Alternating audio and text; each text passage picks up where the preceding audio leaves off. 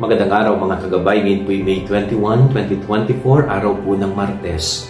Ipinapaalala sa atin ng Panginoon ang ating misyon.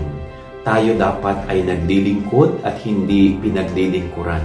Sabi ng Panginoon, ang mga nauuna ay mahuhuli at ang mga nahuhuli ay mauuna. Ano pong ibig sabihin nito?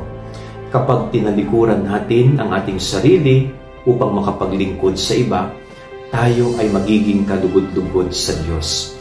Hindi nasasayang ang ating ginagawang pagtalikod sa ating sarili para mapaglingkuran ang ating kapwa. Sapagkat para sa Diyos, kapag ginagawa natin ito, tayo ang palaging una sa Kanya. Kaya napakaganda pong paalala nito, Tayo mga Katoliko, tayo mga Kristiyano, tinawag tayo para maglingkod at hindi para paglingkuran. Yan ang ating gabay aral ngayong maghapon. God bless po sa inyo lahat. Pagpalain kayo ng Panginoon.